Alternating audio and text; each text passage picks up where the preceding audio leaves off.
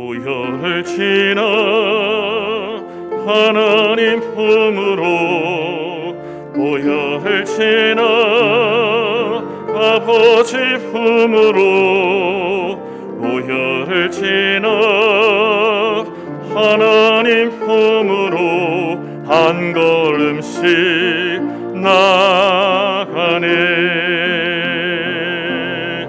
보혈을 지나 하나님 품으로, 보혈을 지나 아버지 품으로, 보혈을 지나 하나님 품으로 한 걸음씩 나가네. 존귀한 주 보혈이 내 영을 새롭게 하시네. 존귀한 주 보혈이 내 영을 새롭게 하네. 예수 가장 귀한 그 이름, 예수 언제나 기도 들으사, 오 예수 나의 손 잡아주시는 가장 귀한 그 이름. 예수 찬양하기 원하네.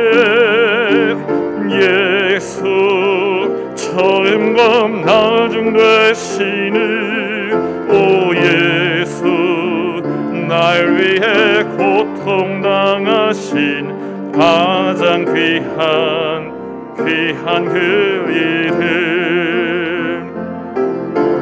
예수 왕의 왕이 되신 주, 예수 주님의 끝없는 사랑, 오 예수 목소리 높여 찬양해 가장 귀한 그 이름.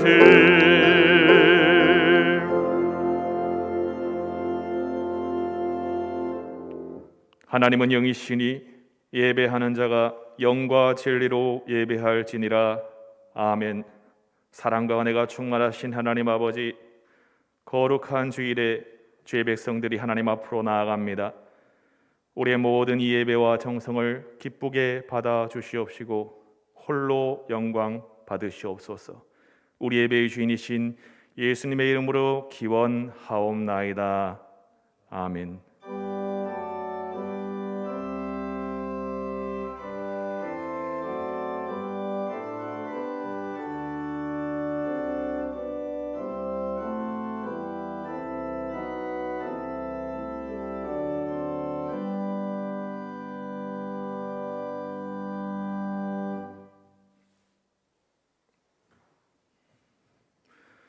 이 시간 다 함께 참회의 기도를 드리겠습니다. 누군가의 마음을 아프게 한 것을 참회하며 고백합니다. 누군가를 속이고 기만한 것을 참회하며 고백합니다. 그리스도인답게 행하지 못함을 참회하며 고백합니다. 하나님의 뜻 대신 자신의 뜻에 편중된 신앙생활을 참회하며 고백합니다. 진심으로 참회한 성도에게 주시는 하나님의 용서의 말씀이 여기 있습니다. 예수께서 이르시되 나도 너를 정죄하지 아니하노니 가서 다시는 죄를 범하지 말라. 아멘. 이제는 우리의 믿음을 들어 사도신경으로 신앙을 고백합니다.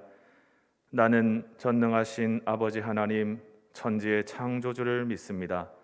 나는 그의 유일하신 아들 우리 주 예수 그리스도를 믿습니다.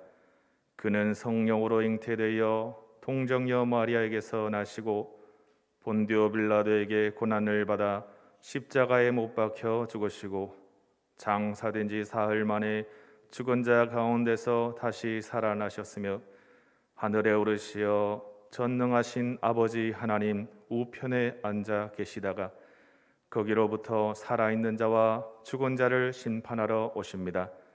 나는 성령을 믿으며 거룩한 공교회와 성도의 교제와 죄를 용서받는 것과 몸의 부활과 영생을 믿습니다. 아멘.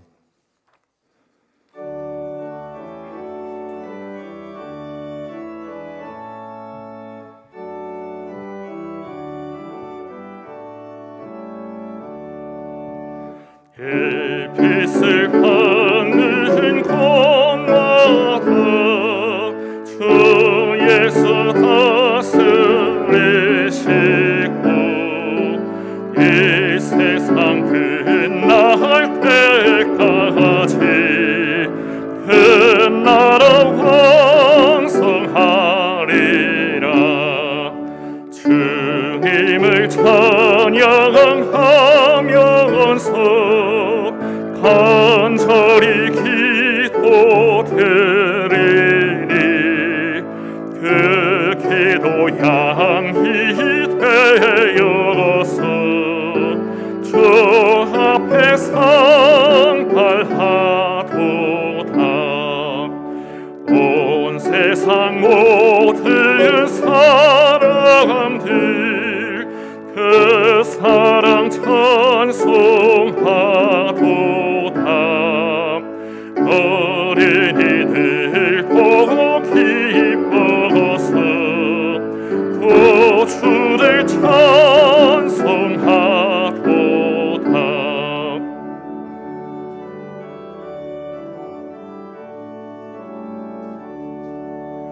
주 예수 계신 곳마다 그 은혜 충만하도다.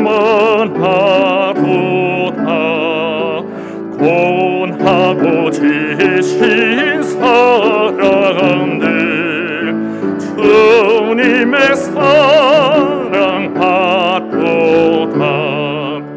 이 세상 모든 만물아 주 앞에 경배하여라. 저 천군 천사 다 함께 주님을 찬송하여라.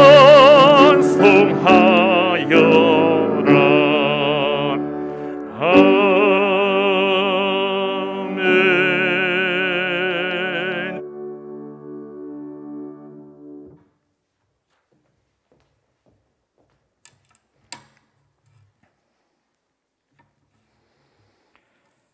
전능하신 하나님 아버지를 경배합니다. 십자의 길로 우리를 구원하신 주님을 찬양합니다. 늘 우리와 동행하신 성령님께 감사를 드립니다. 제단에 우리의 진정과 마음과 우리 자신을 드립니다. 받으소서. 이곳에 임재의 영광을 나타내시고 은혜와 평강과 자유로 주의 자녀들을 충만케 하옵소서. 봄을 이기는 겨울이 없듯이 자연은 주님의 섭리대로 줄기에 몰이 올라 남쪽으로부터 꽃소식이 들려옵니다. 우리도 부활의 주님을 맞고 주님과 함께하려는 준비로 절제와 나눔과 묵상으로 사순절 순례 여정을 떠나 두 번째 주일 예배를 드리오니 받아 주옵소서. 국가 지도자를 선출하는 선거도 끝나게 하시어 새로운 지도자를 보내주셨으니 그동안 분열되고 혼란스러웠던 상황과 마음을 추스리고 가다듬어 국민을 하나 되게 하옵소서.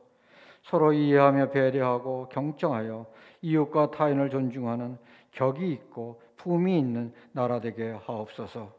빛과 소금인 그리스도인이 정신 차리고 주님의 가르침을 실천하여 주님의 나라가 되어가는데 앞장서서 모범이 되게 하옵소서. 사순절 순례 여정을 통해 우리 자신을 돌아봅니다.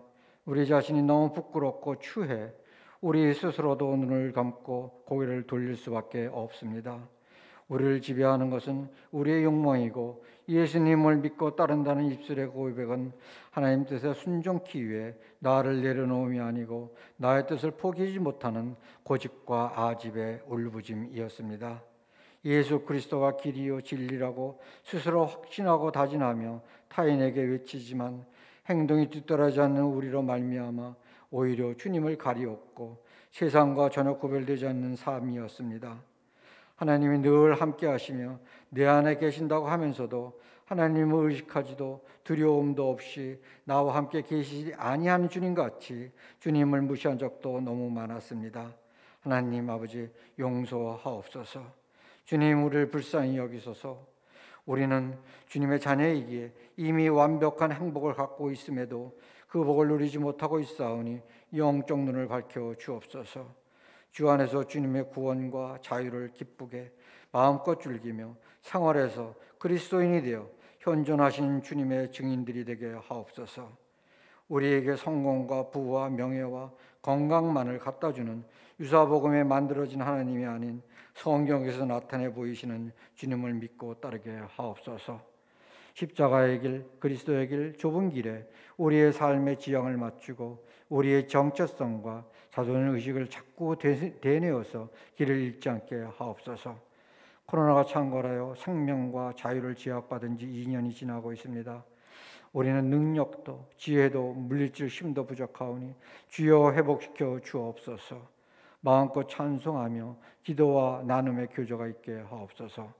큰 물로 모든 것을 잃고 삶의 터전을 상실하여 마음이 무너진 화재민에게 주의 위로와 평강을 주시어 다시 일어설 수 있는 용기도 주옵소서. 전쟁으로 고통과 허기에 시달리는 우크라이나 국민에게도 주님의 위로와 평화의 손길이 펼쳐 주옵소서. 우리도 그들을 위해 기도와 물질로 도울 수 있도록 하여 주시옵소서.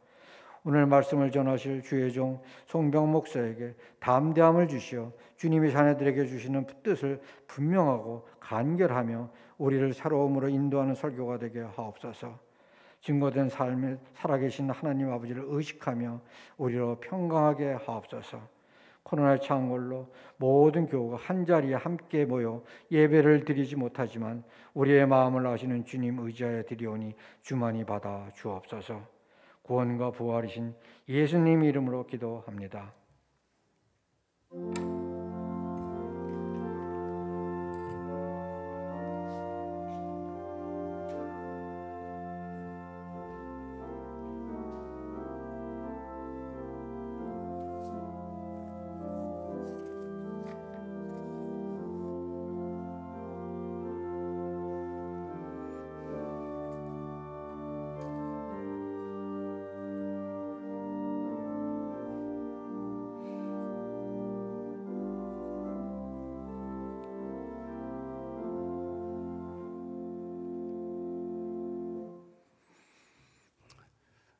코로나 오미크론 팬데믹으로 인해서 우리 교회 안에서도 또 많은 확진자들이 생기고 그래서 아무래도 영상으로 당분간 예배드리는 것이 옳다고 판단해서 저와 우리 시경교회 당회는 이번 주일부터 2주 또는 3주간 교육부서를 포함한 모든 예배를 온라인으로 드리기로 결정을 했습니다.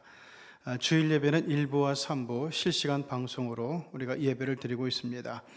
그래서 우리 시경 가족들은 건강관리에 정말 유의하여 주시고 그리고 특별히 그 온라인 예배뿐만 아니라 온라인으로 하는 성경 공부에도 함께 열심을 내주시기를 간절히 부탁드립니다.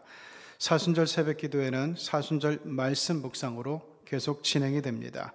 여러분 매일 문자로 보내드리는 성경 구절을 묵상하시면서 그리고 특별히 받으신 우리 사순절 묵상집 요 자료 교재를 보시면서 빈칸을 같이 채워주시기를 바랍니다.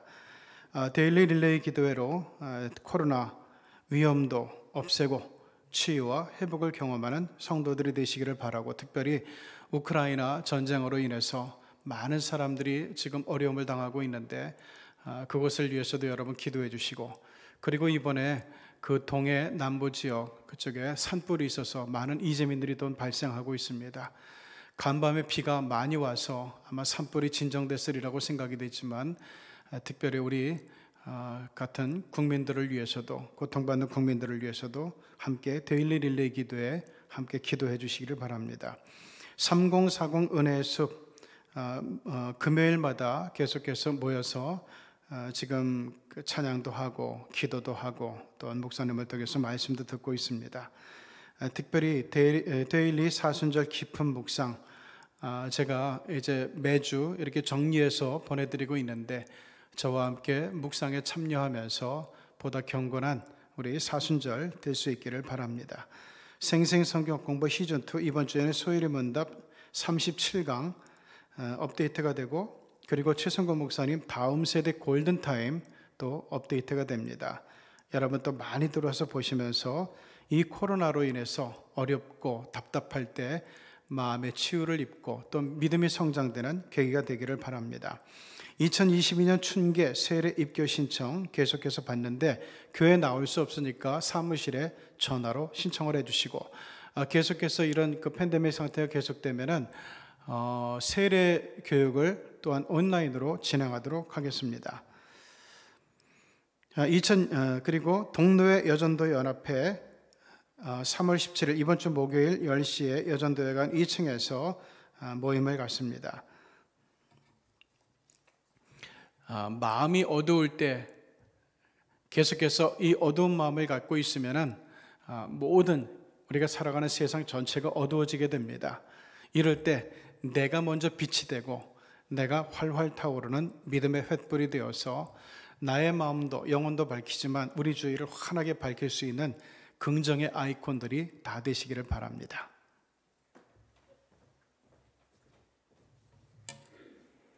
오늘 하나님께서 우리에게 주시는 말씀은 신약 성경 마태복음 27장 19절부터 24절까지의 말씀입니다. 신약 성경 마태복음 27장 19절부터 24절까지의 말씀입니다. 하나님의 말씀을 경청하십시오. 총독이 재판석에 앉았을 때에 그의 아내가 사람을 보내어 이르되 저 옳은 사람에게 아무 상관도 하지 마옵소서. 오늘 꿈에 내가 그 사람으로 인하여 애를 많이 태웠나이다 하더라. 대제사장들과 장로들이 무리를 권하여 바라바를 달라 하게 하고 예수를 죽이자 하게 하였더니 총독이 대답하여 이르되 둘 중에 누구를 너희에게 놓아주기를 원하느냐? 이르되 바라바로소이다. 빌라도가 이르되 그러면 그리스도라 하는 예수를 내가 어떻게 하랴? 그들이 다 이르되 십자가에 못 박혀야 하겠나이다. 빌라도가 이르되 어찌미냐? 무슨 악한 일을 하였느냐? 그들이 더욱 소리질러 이르되 십자가에 못 박혀야 하겠나이다 하는지라. 빌라도가 아무 성과도 없이 도리어 밀란이 나려는 것을 보고 물을 가져다가 무리 앞에서 손을 씻으며 이르되 이 사람의 피에 대하여 나는 무죄하니 너희가 당하라. 이는 살아계신 하나님의 말씀입니다.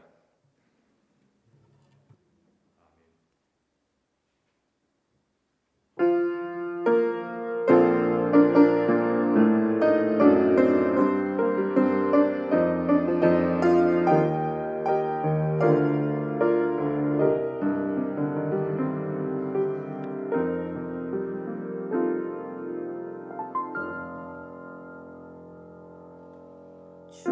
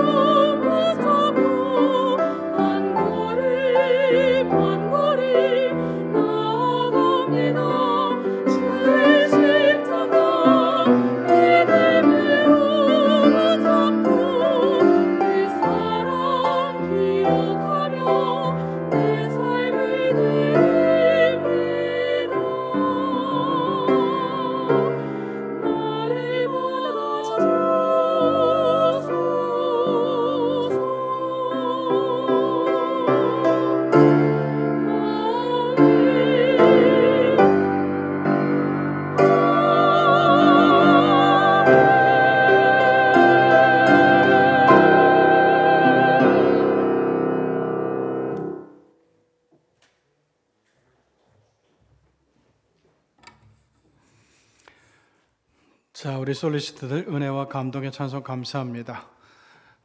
전체적으로 요즘의 분위기가 어두우니까 다음 주에는 또 힘차고 밝은 찬송으로 함께 영광 돌렸으면 좋겠습니다. 자, 오늘은 빌라도가 주는 교훈에 대해서 우리가 함께 생각하고 또한 배워보려고 합니다. 이런 말이 있습니다. 아픈 건 참아도 억울한 건 못 참는다. 이렇게 볼 때 역사상 제일 억울한 사람이 누굴까 하는 생각을 문득 해보았는데 제 머릿속에 한 사람이 딱 떠올랐어요. 바로 본디오 빌라도, 폰티우스 필라투스라는 인물이었습니다. 우리가 잘 아는 이 유대 총독이었던 이 사람은 정말 대대로 영원히 저주받은 이름의 대명사로 살아가고 있죠.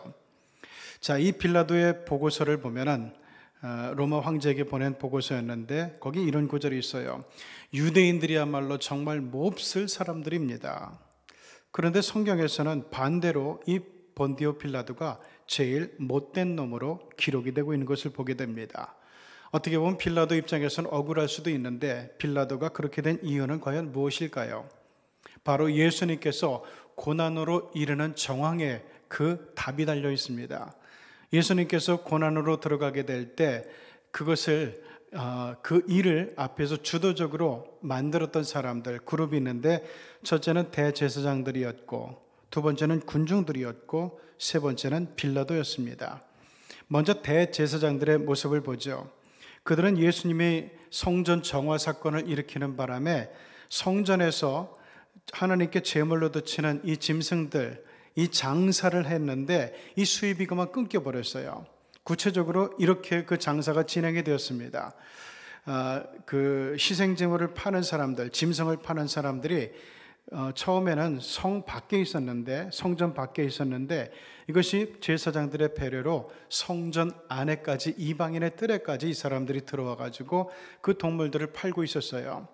자, 그런데 내가 하나님 앞에 중요한 어떤 그 소원을 가지고 제사를 드리게 될 때 내가 준비한 최고의 희생제물을 갖고 가고 싶은 것이 사람들의 마음이죠. 유대인들도 그랬습니다.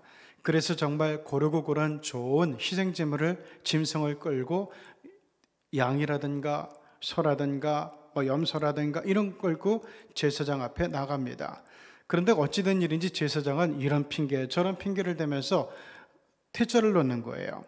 할 수 없이 그 짐승을 끌고 내려와 가지고 그 짐승 장사를 하고 있는 상인들로부터 거기 있는 짐승을 사야 돼요. 내가 양을 드려야 될 일이 있으면은 그 사람들이 파는 양을 사 가지고 제사장에게 올라가서 제사를 드리도록 허락을 맡아야 됩니다.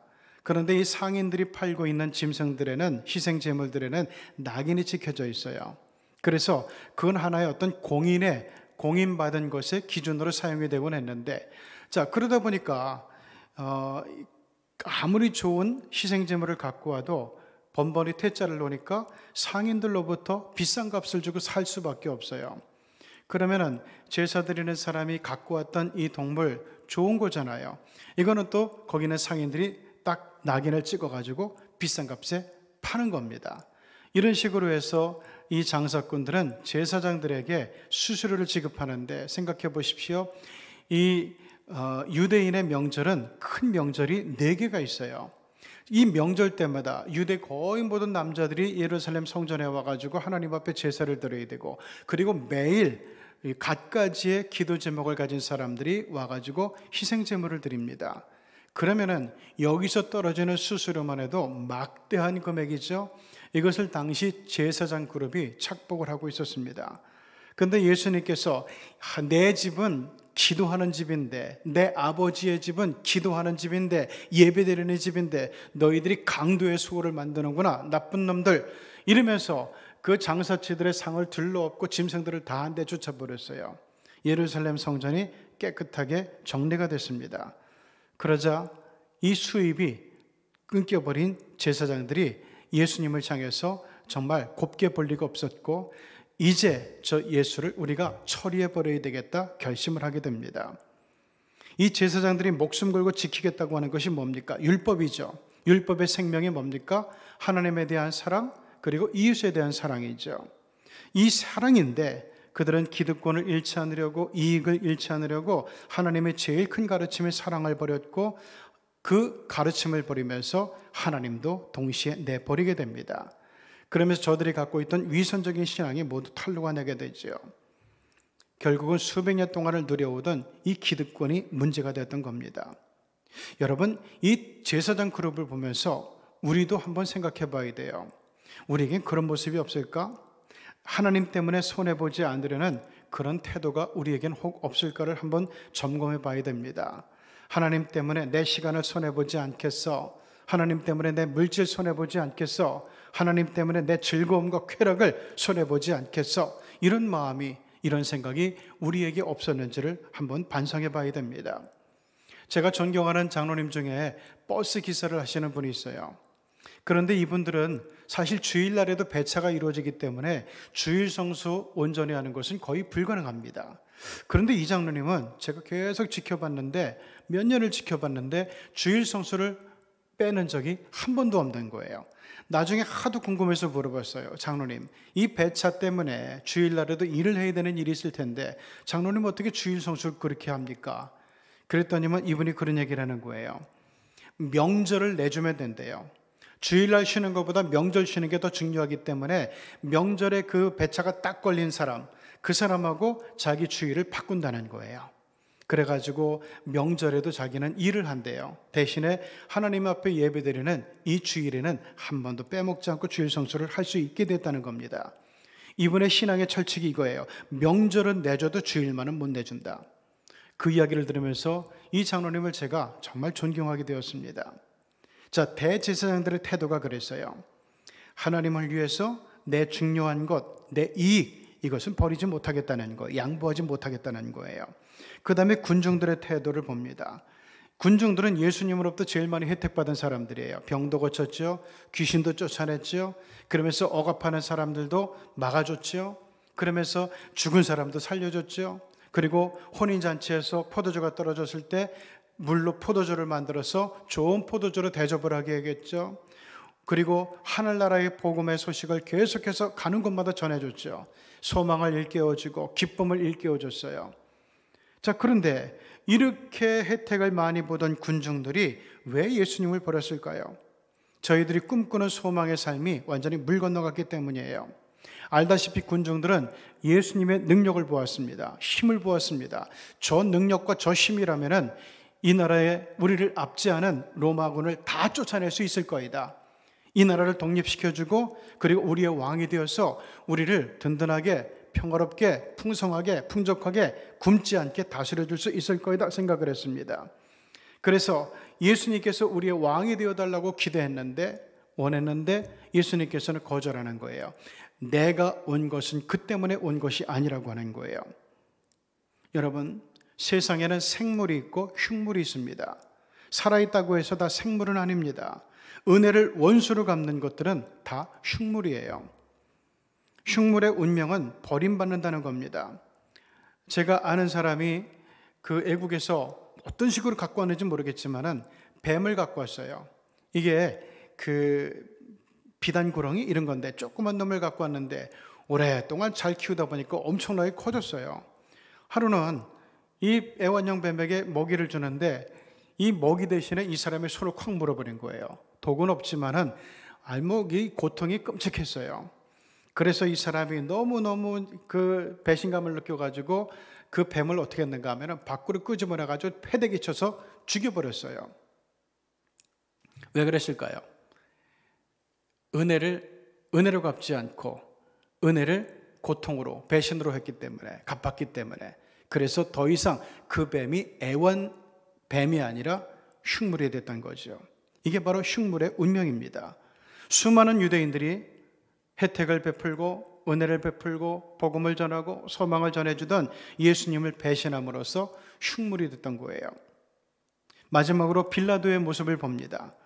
그 당시 아무리 사람들이 예수님을 핍박하고 죽이려고 했어도 예수님을 도와주고 살릴 수 있는 힘과 권세가 있는 사람은 바로 로마에서 파송한 유대 총독 이 폰티우스 필라투스였어요. 그는 로마 황제를 대신하는 사람, 유대에서 로마 황제의 대리자로 다스리고 있는 사람이었습니다. 자, 이 실제로 빌라도는 자기를 지키기 위해서, 자기 이익을 수호하기 위해서 피도 눈물도 없는 사람이었어요. 서기 29년 유월절 사건이 대표적인 건데 그때 갈릴리 주민들이 폭동을 일으켰거든요. 근데 이것을 아주 무자비하게 진압을 해버렸습니다. 기습 공격을 해가지고 100여 명을 죽이고 그네들의 피를 희생제물의 피에 섞어서 로마의 신전 제우스 신 앞에 제사를 드린 사람이에요. 그런가 하면 솔로몬의 성전 창고에 보물이 있다는 얘기를 듣고 그 보물을 강탈해버렸어요. 부하들을 보내어가지고.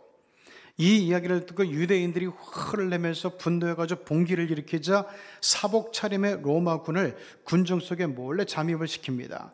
그리고 그들의 폭동이 최고조에 이를 때 신호를 보내서 일제히 군중들을 피습해서 잔인하게 살해했던 사람이 바로 폰티우스 필라투스였어요. 당시 유대 속주는, 로마가 다스리는 유대 속주는 속주의 인정을 사실 못 받았어요.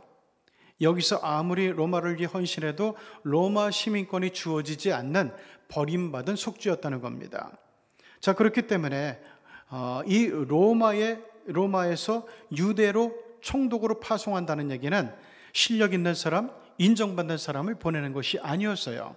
이제 말단까지 밀려가지고 별로 신임이 없는 사람, 이런 사람을 로마에서는 유대 총독으로 파견을 하는 겁니다. 그러니까 여기서마저 잘 다스리지 못하면, 폭동을 진압하지 못하고 밀란이 일어날 때 이것을 잘 정리하지 못하면 공직자 생활은 여기서 끝나버리는 거예요. 자, 그러다 보니까 빌라도는 자기 이해가 걸린 일에는 정말 물불을 가리지 않았어요. 그런데 오늘 말씀에 나오는 예수님을 석방하는 문제는 달라요. 이거는 자기의 이해관계와는 별로 관계가 없어 보였습니다. 그래서 예수님 고소권에 대해서는 남의 일처럼 수수방관을 했던 거죠. 실제로 유대 종교 지도자들은 굉장히 간사하게, 교묘하게 이 총독을 위협을 합니다. 이 사람은 유대인의 왕이라고 떠드는 사람인데 자칭 유대인의 왕을 살려두면 빌라도 당신은 로마 황제를 비난하는 게 된다는 거예요. 제국의 반역자를 살리는 것은 반역자와 공범이나 다름없으니까 우리는 이거를 좌시하지 않겠다고 로마 총독을 위협을 합니다.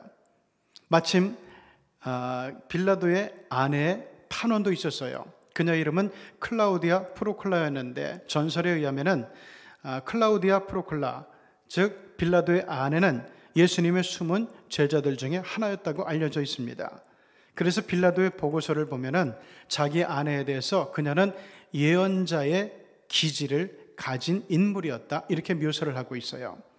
실제로 그리스 정교회는 10월 27일을 프로클라의 날로 제정을 합니다. 그래서 빌라도의 아내 클라우디아 프로클라를 성녀로 오늘날에도 받들고 있어요. 그녀는 예수님을 불의하게 재판하지 않도록 총독인 남편에게 사람을 보내어서 사정을 하기도 했던 여인입니다. 어쨌든 빌라도 자신이 보기에도 예수님은 확실히 무죄였습니다. 밀란의 조짐이 있긴 했지만은 그러나 이것이 폭동까지 발전될 일은 거의 없었어요. 왜냐하면은 일부 산헤드린 회원들, 이 산헤드린 회원들은 제사장 그룹, 바리새인 그룹, 서기관 그룹, 귀족 그룹 이렇게 되어 있었거든요. 그러니까 여기서 예수님을 죽여야 된다고, 사형시켜야 된다고 로마 총독에게 왔던 사람들은 누군가 하면 바로 대제사장, 산헤드린 공회의 아주 일부 그룹이에요. 그리고 그들이 사주한 무리들이었기 때문에 빌라도는 마음만 먹으면 이것을 쉽게 진압할 수가 있었습니다. 근데 빌라도는 귀찮은 거예요.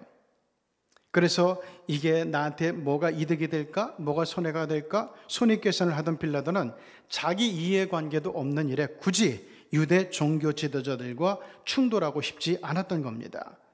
그래서 세수대야를 가져오라 그래서 손을 씻는 의식을 합니다. 이것은 유대인의 율법에 의하면 나는 이 일에 대해서 상관하지 않겠다, 이런 사인이에요. 그게 24절과 25절에 나오죠. 물을 가져다가 무리 앞에서 손을 씻으며 가로되 이 사람의 피에 대해 나는 무지하니 너희가 당하라. 백성이 다 대답하여 가로되 그 피를 우리와 우리 자손에게 돌릴지어다, 이렇게 소리칩니다. 훗날 이것은 말 그대로 응답이 돼버리죠. 자, 이제 우리가 정리하면서 한번 생각해 보죠. 빌라도는 과연 무죄였을까? 빌라도는 정말 억울한 사람일까 하는 거예요. 빌라도는 진리보다는 출세욕이 훨씬 더 강했던 사람입니다. 자, 그랬던 그가 과연 출세했을까? 역사의 기록을 보면은 이 일이 있고 나서 얼마 후에 빌라도는 로마 황제와 원로원으로부터 완전히 버림을 받았다는 기록이 있습니다. 그리심산에서 모세가 감춘 보물을 찾는답시고 난리를 치다가 그에 항의하는 사마리아 사람들을 모조리 죽여서 사마리아의 대폭동을 일으켰기 때문에 그래요. 이 일이 있고 나서 빌라도는 원로원으로부터 해임 통고를 받고 너무너무 절망해서 실망해서 자살을 하고 맙니다. 그리고 그의 시체는 어느 호수에 버려지게 돼요. 오늘날 스위스 쥐리히의 남쪽 루체른 마을 근교에는 필라투스라고 하는 아주 험한 산이 있습니다. 빌라도의 영혼이 이리저리 쫓겨다니다가 마지막으로 이 산에 왔다고 해서 사람들이 빌라도의 산, 필라투스 산이라고 명명을 했다는 거예요. 어떤 사람들은 이런 빌라도가 불쌍하다고 동정합니다. 과연 그럴까요? 빌라도는 정말 억울했을까요? 빌라도는 죄가 없는 사람이었을까요? 제가 이야기를 하나 하죠. 2차 세계대전 당시에 수백만의 유대인들이 단순히 유대인이란 이유 하나만으로 독일군에 의해서, 비밀경찰에 의해서 각처에서, 일부는 수용소에서, 일부는 이 사람들을 이송하는 기차에서, 일부는 들판에서, 도시에서, 정말 각처에서 짐승처럼 도살을 당했습니다. 어떤 유대인들은 이에 저항하면서 레지스탕스 운동에 가담하게 됩니다. 폴란드 어느 마을에 자신이 유대인임을 숨기고 오로지 돈벌이에만 골몰하던 한 유대인 상인이 있었습니다. 부자인 그는 맘만 먹으면 동족들과 레지스탕스 의원들을 얼마든지 숨기고 도와줄 수가 있었습니다. 그의 상점 지하에는 쥐도 새도 모르는 아주 은밀한 피난처가 있었기 때문이에요. 그러나 그는 자신만의 안전을 생각해서 그들을 홀대합니다. 자기 상점으로 숨어든 유대인들을 냉정하게 내쫓아버렸고 유대인들의 은신처를 은밀하게 독일 비밀경찰인 게슈타포에게 밀고를 합니다. 그래서 그들이 처벌을 받겠는데 이는 자기가 유대인임을 감추려고 그랬던 거예요. 그러나 결국엔 그도 유대인임이 탄로가 났고 게슈타포에게 체포를 받게 됩니다. 어느 날 처형대 앞에서 이 상인은, 유대인 상인은 눈물을 흘리면서 억울하다는 듯 외쳤습니다. 나는 억울합니다. 나는 아무것도 안 했는데 왜 내가 여기서 죽어야 됩니까? 그러자 옆에 있던 유대인이 놀랍게도 이 못된 상인을 변호해 주기 시작합니다. 여러분, 정말입니다. 이 사람은 아무것도 하지 않았습니다. 수많은 유대인이 잡혀가고 수많은 동족이 학살되고 있는데도 그는 자기 민족을 위해서 아무것도 하지 않았습니다. 이 사람은 얼마든지 우리를 숨겨주고 도와줄 수도 있었습니다. 그런데 이 사람은 끝까지 아무것도 하지 않았습니다. 바로 이게 이 사람이 죽어 마땅한 이유라고 생각을 합니다. 빌라도의 제목이 똑같아요. 빌라도의 제목은 예수를 위해서 아무것도 하지 않은 것이었습니다. 이것을 성경은 엄청 심각하게 본 겁니다. 그래서 기독교인들은 그 죄목을 신앙 고백 속에 넣어서 예배 때마다 고백하고 또 고백하고 있습니다. 여러분, 성경이 가르치는 가장 큰 죄는 이거예요. 하나님을 위해서 뭔가 할 수 있는데도 아무것도 하지 않은 죄. 그러므로 이 사순절에 우리는 그냥 또 이것도 이벤트식으로 절기식으로 그냥 지나가면 되지 이렇게 생각하면 안 됩니다. 이 빌라도를 생각하면서 나는 하나님을 위해서 이 사순절에 무엇을 할 것인가? 나는 이 사순절에 어떤 삶을 살 것인가? 고민해 보지 않으면 안 됩니다. 자, 두 번째 생각할 것.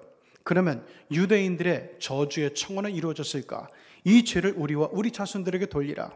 그들은 이렇게 청원했죠. 그로부터 40년 후에 로마 군단장 티투스는 예루살렘을 파괴하고 100만 명이 넘는 사람들을 학살하면서 이스라엘을 완전히 멸망시켜버립니다. 당시 유대 역사가였던 요세푸스는 그때 일을 이렇게 기록에 남기고 있어요. 예루살렘이 불탈 때 밤이 대낮처럼 밝았다. 십자가 처형대가 모자라서 항복한 유대인들을 산더미처럼 쌓아놓고 로마 사람들이 불태워 죽였다. 정말 끔찍한 기록이죠. 뿐만 아니라 10만 명이 넘는 유대인들이 로마 원형 경기장 그 콜로세움을 건축하는 데 끌려가서 모진 학대와 강제노동에 시달리다가 죽었으며 생존한 사람들은 2000년 동안 온 세상에 기약 없이 뿔뿔이 흩어져 살면서 갖은 핍박을 당해야만 했습니다. 여러분, 그 셰익스피어 4대 시곡 가운데서 베니스의 상인이 나오죠. 여기 나오는 못된 상인 샤일록도 사실은 유대인입니다. 그는 정말 피도 눈물도 없는 잔인한 사채업자죠. 자기에 대해서 안 좋게 얘기하는 어떤 사람을 늘 눈여겨보고 있습니다. 언젠가는 내가 복수하리라. 근데 그 사람이 샤일록에게 돈을 꾸게 됩니다. 샤일록은 이때다 싶어가지고 그에게 아무런 이자도 받지 않겠다고 얘기합니다. 대신에 언제까지 돈을 못 갚게 되면 내가 너의 살 한 파운드를 갖겠다고 계약서에 명시를 해요. 근데 이 사람이 정말 돈을 못 갚았어요. 그래서 샤일록은 때가 왔다 생각을 하고 사람들 앞에서 이야기합니다. 이 사람이 나와 약정한 대로 돈을 갚지 못했기 때문에 지금 여러분 앞에서 이 사람의 살 한 덩어리를 내가 취하겠습니다. 자, 그러면서 이제 칼을 들고 빌려고 하는데 그때 한 지혜로운 여자 재판관이 딱 거기서 이렇게 재판을 해줍니다. 계약서에 명시된 대로 작정한 대로 이 사람의 살 한 파운드를 당신이 가져라. 그런데 계약서를 아무리 봐도 살만 갖는다고 했지 이 사람의 피도 같이 갖는다는 얘기는 아무데도 없다. 그렇기 때문에 살 한 파운드를 갖되 만약 피가 한 방울이라도 흘리게 되면 내가 너를 처벌하리라 하면서 샤일록을 이 재판관이 지혜로운 여 재판관이 위협을 하죠. 그래서 샤일록은 거기서 사람들에게 망신을 당하고 자리에서 물러납니다. 자, 이게 당시 유럽에서 유대인의 모습을 상징하는 거예요. 그 샤일록은 유대인의 한 심볼처럼 여겨지던 그런 인물이었다는 거예요. 그만큼 당시 유럽에서는 반유대 감정이 굉장히 대단했다는 증거예요. 자, 이것에서 연관되어서 히틀러의 유대인 대학살이 벌어지게 되는 거예요. 히틀러는 당시에 아무런 죄도 없는 유대인들을 학살한 것이 아니라고 스스로 믿고 있었고, 그리고 독일 사람들도 그렇게 믿고 있었습니다. 이것은 오랫동안 유럽 사회에 뿌리 박혀 있는 반유대주의 정서를 이 히틀러가 사악하게 이용을 했던 거죠. 바로 이게 메시아를 죽인 피 흘림의 대가였습니다. 당시 빌라도 앞에서 유대 종교 지도자들이 제사장들이 막말처럼 던졌던 그 말, 그 죄악을 우리와 우리 자손들에게 돌릴지어다. 그 청원이 말 그대로 실현된 것이었습니다. 주님을 향해서 흉물짓을 했던 유대 민족에 대한 매서운 심판이 이루어지게 된 겁니다. 그럼에도 성경은 이 간악한 유대 민족보다 빌라도를 더 흉악한 죄인으로 평가하고 있다는 것을 우리는 눈여겨봐야 됩니다. 두 가지 이유가 있어요. 빌라도는 자기 이해관계에 따라서 진리가 아닌 죄악의 편에 섰기 때문입니다. 둘째는 예수님을 위해서 얼마든지 뭔가를 할 수 있었는데도 예수 위해서 요만큼도 손해보기 싫어서 끝까지 아무것도 하지 않았기 때문이에요. 저는 이 말씀을 준비하면서 이 빌라도를 보면서 옛날에 김영삼 전 대통령이 떠올랐어요. 그분은 장로의 직분을 가진 대통령이었습니다. 그런데 이해관계와 눈치 때문에 그 군부대의 군선교를 정말 큰 장애물을 놓았던 사람으로 유명합니다. 김영삼 정권 시대에 기독교 군 목수를 거의 반으로 줄여버렸어요. 군선교를 어렵게 해가지고 이 군복음화를 크게 방해를 했습니다. 당시 그는 장로 대통령이죠. 예수를 위해서 뭐든 할 수 있었는데도 아무것도 안 했고 자기 명예에만 골몰하다가 결국에는 불명예 퇴임을 하고 말았어요. 군선교의 대못을 박아버린 채로. 여러분, 우리 일상 속에서 생각해 보죠. 내가 회사 사장입니다. 회사 사장으로서 내 회사에서 채플 하나 못 만드는 사람도 그와 마찬가지라고 봐요. 교장으로서 학교에서 신우회 하나 못 만드는 사람도 마찬가지예요. 회사 중역으로서 회사 내에서 기도 모임 하나 못 만드는 것도 마찬가지예요. 통장 반장으로서 이웃 하나 전도하지 못하는 사람도 결국에는 예수를 위해서 내가 그럴 수 있는 기회도 있고 힘도 있는데 아무것도 하지 않은 사람들입니다. 이분들보다 훨씬 힘도 없고 보잘것없던 인물 마리아는 옥합을 깨뜨려 향유를 부어가면서 예수님의 최후 장례를 준비했어요. 막달라 마리아는 부활의 새벽에 예수님을 찾아 무서운 무덤으로 달려갔습니다. 아리마대 요셉은 빌라도를 찾아가서 예수님을 자기 무덤에 장사 지내게 해달라고 정말 위험한 요구를 했습니다. 우리도 고난의 주님을 묵상하면서 이 사순절에 뭔가를 하지 않으면 안 됩니다. 예수님을 욕한 것도 아니고 못 박은 것도 아니고 죽인 것도 아닌데, 그런데도 역사상 최고의 흉물이 되어 영원히 저주받는 빌라도의 영혼을 기억하면서 우리의 주님이신 예수를 위해서 아무것도 하지 않는 죄를 범하지 않는 사순절의 경건한 성도들이 되시기를 우리 주님의 이름으로 축원합니다. 기도하겠습니다. 우리 세 가지를 먼저 묵상합니다. 매일 잠깐씩이라도 고난의 주님을 경건하게 묵상하게 하소서. 우리 주님을 위해서 아무것도 안 하는 죄를 짓지 않게 하소서. 매일 하나씩이라도 주님을 위해서 할 수 있는 일을 찾게 하소서. 세 가지를 두고 잠깐 묵상합니다.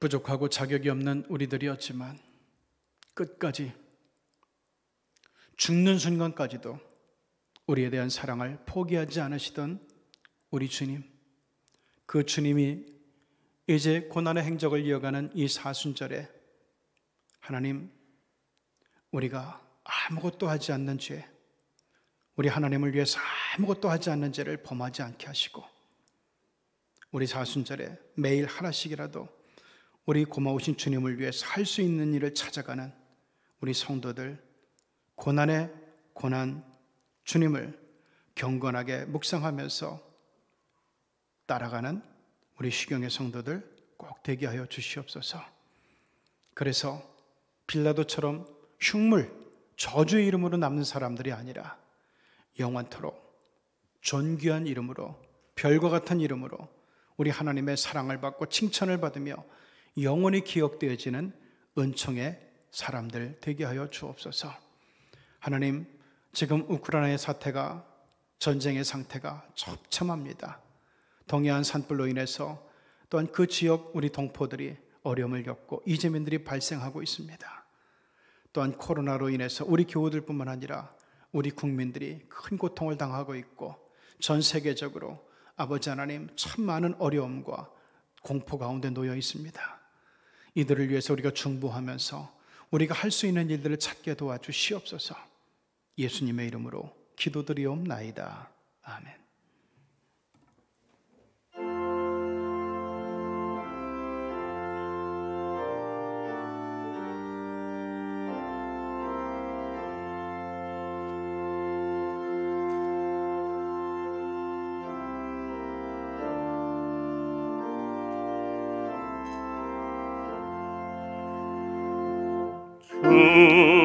달려 죽은 십자가 우리가 생각할 때에 세상에 속한 욕심을 헛된 줄 알고 버리네.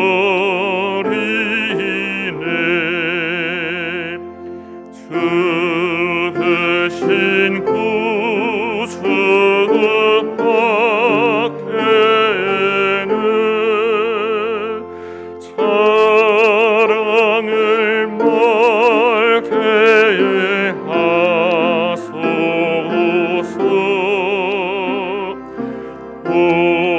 오혈의 공로 힘이여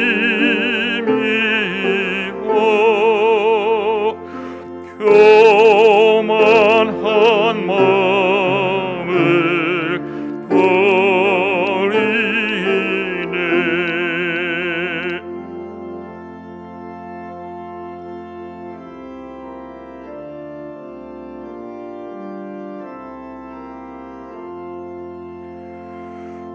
못 박힌 손 밟고니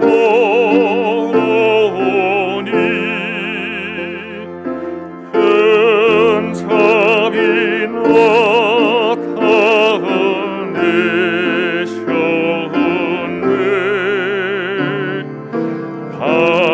가시고 만든 멸룩한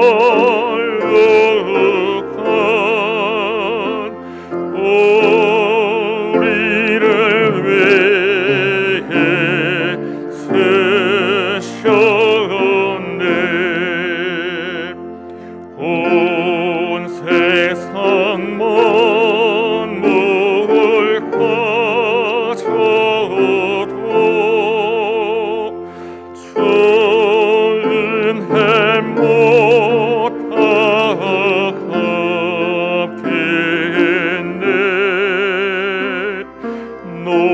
놀라운 사랑 받은 나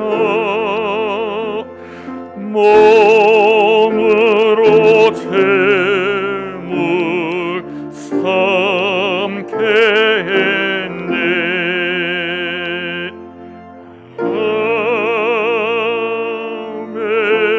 아멘. 정성껏 준비하신 예물 하나님께 봉헌하겠습니다.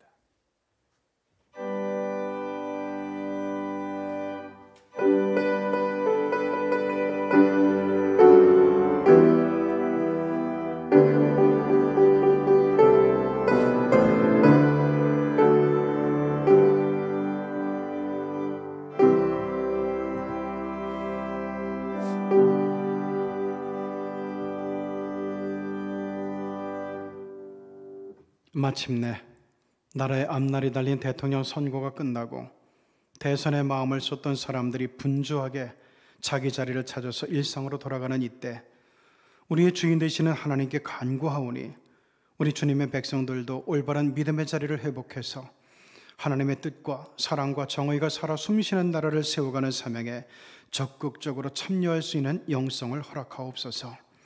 이제 우리 믿음의 자녀들로 인해서 분열된 국론이 통합되고 상처받은 백성들이 치유받고 마음 상한 사람들이 위로받으면서 나라다운 나라, 문화, 경제, 국력이 강대해지는 나라, 시대의 정신과 영성을 선도해가는 나라, 복음 선교의 핵심 기지가 되는 나라로 우리 대한민국이 하나님의 은총 가운데 거듭나게 하옵소서. 살벌한 코로나의 위험 중에도 하나님의 말씀대로 살아서 주님께서 믿음의 백성들을 위해 예비하신 은총들을 소유하기를 원하는虚경의 성도들이 이제 11조로 봉헌하오니 주님의 마음에 합한 그리스도인으로 성장하면서 영권과 물권의 축복을 이어가게 하옵소서. 주정, 선교, 장학, 건축, 헌금으로 봉헌하는 손길도 있습니다. 믿음으로 바치는 심령들의 삶을 복되게 하사 천국이 저들 인생의 후원재단이 되어주시고 건강과 평안과 기쁨이 저들의 친구가 되게 하옵소서. 이루 헤아릴 수 없는 뜨거운 감사로, 영혼의 찬양으로, 은혜로운 반주로, 또한 재정과 방송실 사역과 우리 하나님 앞에 나와 예배하는 이 귀한 은혜의 몸짓으로 사랑의 수고를 기쁘게 봉헌하오니 이 충성의 성도들을 물된 동산의 기쁨으로 다 이끌어 주옵소서. 예수님의 이름으로 봉헌기도 드리옵나이다. 아멘.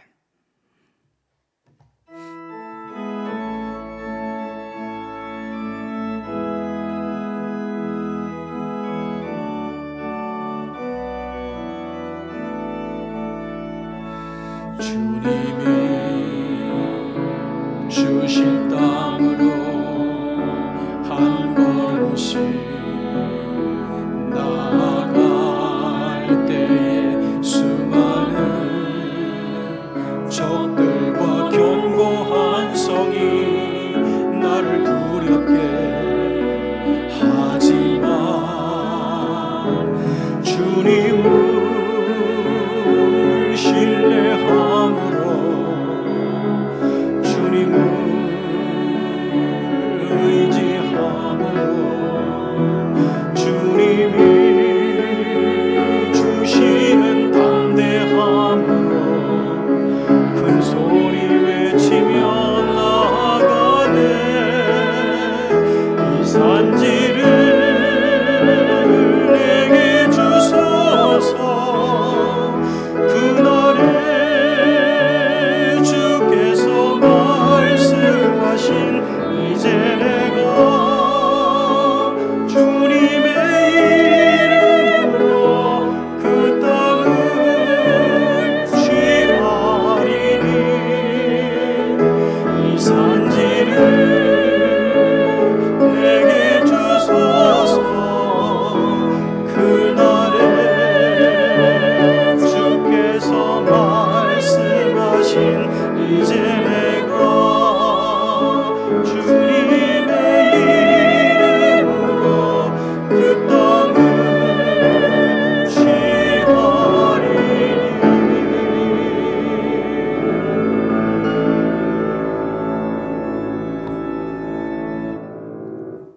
이제는 영원히 흉물되어 저주받은 이름으로 남던 빌라도처럼 주님을 위해서 뭔가 할 수 있음에도 불구하고 아무것도 하지 않는 죄를 범하지 않으려는 이 사순절에 우리 주님을 위해서 뭔가를 할 사명을 찾아가는, 그리고 그것을 결심하는 사랑하는 시경의 모든 가족들 위해 우리 구주 예수 그리스도의 은혜와 하나님의 사랑과 성령의 교통하심이 늘 함께 하시옵기를 간절히 축원하옵나이다.